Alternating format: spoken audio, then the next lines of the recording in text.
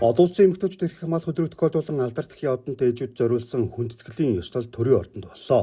Монголчууд бид эрт цагаас их хүнийг ижи бурхан хэмээх хүндлэн дээдэлж, их сургаалыг нь сонсож суу бэлэг, хатан ухаан, хайр инрэл, зориг төвчээр баатарлаг үйл хэрэгээр нь бахархаж ирсэн сайхан уламжлалтай.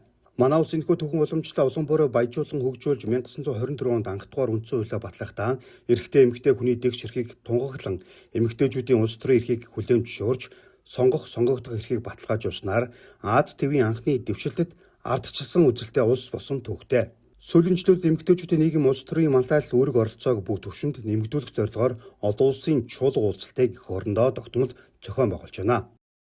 Жишээлбэл энхийг сахиулагч эмэгтэйчүүдийн олон улсын баг хурлыг 2022 онд, гадаад хэргийн эмэгтэй сайд нарын уулзалтыг 2023 онд, дэлхийн эмэгтэйчүүдийн чуулга уулзалтыг 2024 онд, дэлхийн бизнес эрхлэгч эмэгтэйчүүдийн чуулга уулзалтыг 2025 онд Улаанбаатар хотноо Монгол Улсын ерөнхийлөгч ивэлдор амжилттай зохион байгуулсан. Мөн энэ жил эмэгтэй парламентчдын олон улсын чуулга уулзалтыг зохион байгуулахаар бэлтгэж байна. Монгол төрөөс эмэгтэйчүүдийн оролцоог нийгэм улс төр эдийн засгийн бүхэл түвшинд нэмэгдүүлэхийг төрийн бодлогын нэгэн чухал зорилт болгосоор ирснийг онцлон тэмдэглэж байна. 20 дахь жилдээ зохион байгуулсан алдар тхийн одонд ээж хүндэтгэлийн ёслолд 21 аймаг нийслэлийн төлөөлөл болсон мянган ээж оролцлоо.